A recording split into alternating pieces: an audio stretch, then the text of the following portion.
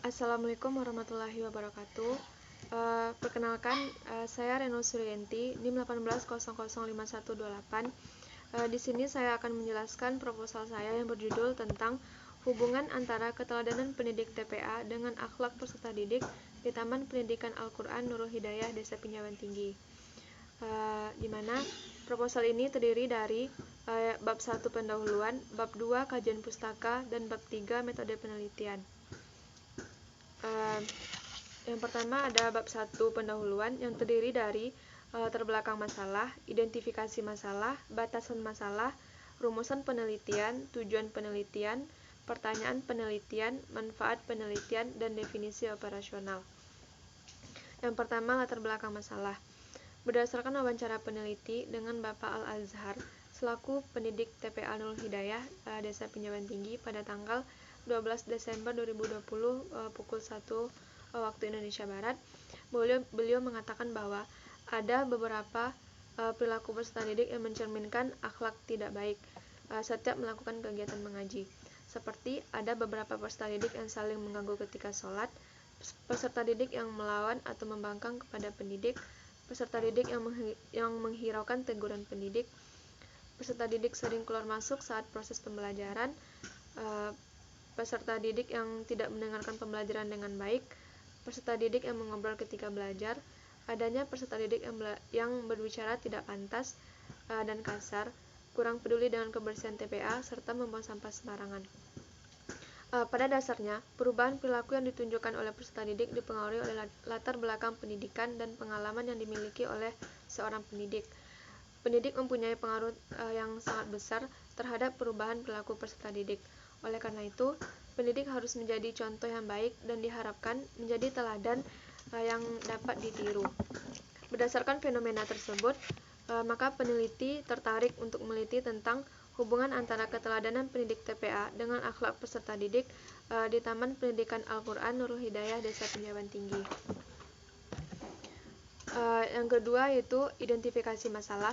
Berdasarkan latar belakang di atas, maka identifikasi masalah dari penelitian ini yang pertama, peserta didik yang saling mengganggu ketika sholat, peserta didik yang malas menjalankan sholat, banyaknya anak yang tidak melaksanakan ibadah sholat Jumat, adanya peserta didik yang melawan kepada pendidik, peserta didik yang menghiraukan teguran dari pendidik, peserta didik yang tidak patuh kepada pendidik, peserta didik yang keluar masuk saat proses pembelajaran berlangsung, peserta didik yang mengobrol ketika belajar, adanya peserta didik yang berbicara tidak pantas dan kasar, kurangnya menjaga fasilitas di TPA, dan kurang peduli terhadap kebersihan TPA.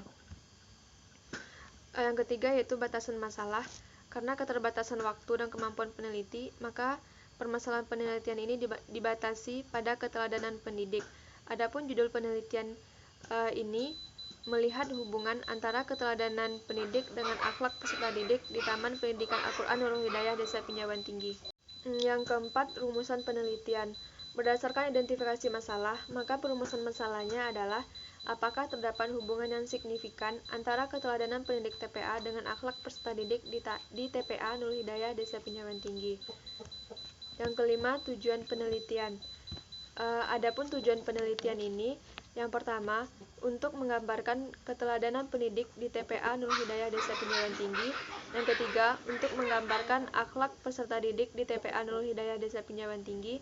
Yang keempat, untuk mengetahui apakah terdapat hubungan antara keteladanan pendidik TPA dengan akhlak peserta didik di TPA Nurul Hidayah Desa Pinjawan Tinggi. Yang keenam, pertanyaan penelitian. Yang pertama, bagaimana gambaran akhlak peserta didik di TPA Nurul Hidayah Desa Pinjawan Tinggi? Yang kedua, bagaimana gambaran keteladanan pendidik TPA di TPA Nurul Hidayah Desa Pinjawan Tinggi? Yang ketiga, bagaimanakah hubungan antara keteladanan pendidik TPA dengan akhlak peserta didik di TPA Nurul Hidayah Desa Pinjawan Tinggi? Yang ketujuh, manfaat penelitian. Manfaat yang diharapkan dari penelitian ini, yang pertama, manfaat teoritis. Secara teoritis, penelitian ini bisa digunakan untuk kepentingan ilmiah dan referensi untuk penelitian selanjutnya. Yang kedua, manfaat praktis. Satu, bagi pendidik TPA, sebagai bahan masukan bagi pendidik TPA dalam membina dan memberikan teladan dalam setiap kegiatan dan mampu meningkatkan akhlak yang baik bagi peserta didik. Yang kedua, bagi peserta didik, Hasil penelitian ini diharapkan dapat menambah wawasan dan meningkatkan akhlak yang baik bagi peserta didik dalam mengikuti pembelajaran maupun dalam menjalankan kehidupan sehari-hari. Yang ketiga, bagi peneliti, melalui penelitian ini diharapkan dapat menambah pengetahuan serta wawasan tentang keteladanan pendidik dan akhlak peserta didik. 8 yaitu definisi operasional. Yang pertama, keteladanan pendidik TPA. Menurut Mulyasa tahun 2014, keteladanan pendidik merupakan sikap yang besar pengaruhnya terhadap perkembangan dan pertumbuhan sehingga berfungsi untuk membentuk kepribadian anak guna menyiapkan dan mengembangkan sumber daya manusia. Jadi, keteladanan pendidik TPA adalah perilaku pendidik TPA yang dijadikan teladan oleh peserta didik di TPA.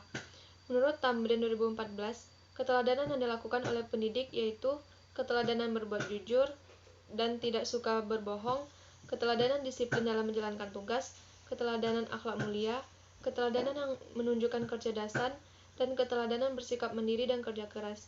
Yang kedua, akhlak. Menurut Ibnu Miskawayh dalam Zahruddin dan Sinaga tahun 2004, akhlak adalah sesuatu keadaan pada jiwa manusia yang mendorong untuk berbuat dengan mudah tanpa melalui proses pemikiran terlebih dahulu. Aspek-aspek akhlak menurut Abdullah tahun 2007 yaitu akhlak kepada Allah, akhlak kepada sesama, dan akhlak terhadap lingkungan. Yang kedua yaitu bab 2 tentang kajian pustaka yang terdiri dari landasan teori, kerangka konseptual, dan hipotesis penelitian. Pertama yaitu landasan teori. Landasan teori dari penelitian ini yang pertama, TPA sebagai program pendidikan luar sekolah. Yang kedua, keteladanan pendidik TPA. A. Pengertian keteladanan. B. Pengertian pendidik TPA. C. Pengertian keteladanan pendidik. D. Indikator keteladanan pendidik. Yang ketiga, akhlak yang terdiri dari A. Pengertian akhlak. B. Hakikat akhlak. C. Faktor yang mempengaruhi pembentukan akhlak. D. Ruang lingkup akhlak. E. Hubungan antara keteladanan pendidik dengan akhlak peserta didik.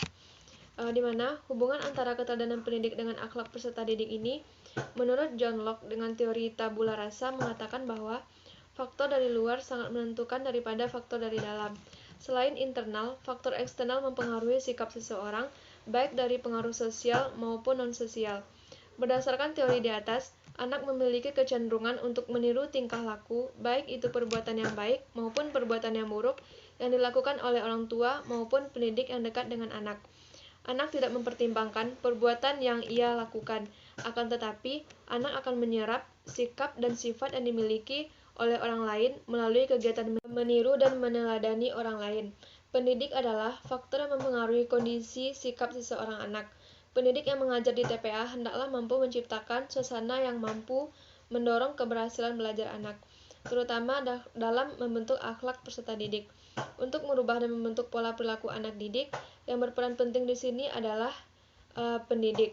Setiap perilaku dan sikap pendidik akan dinilai dan ditiru oleh anak didik. Oleh karena itu, pendidik harus menyadari bahwa sikapnya sangat besar pengaruhnya terhadap perkembangan kepribadian akhlak peserta didik. Pembentukan akhlak peserta didik tidak akan mencapai sasaran apabila pendidik menampilkan perbuatan atau akhlak yang tidak baik. Oleh karena itu, pendidik harus mempertimbangkan dan mempersiapkan dengan matang apa yang akan dilakukannya, karena sadar atau tidak sadar, setiap langkah pendidik akan berdampak terhadap peserta didik. Yang kedua, kerangka konseptual. Kerangka konseptual dari penelitian ini, keteladanan pendidik sebagai variabel X dan akhlak peserta didik sebagai variabel Y. Yang ketiga, hipotesis penelitian.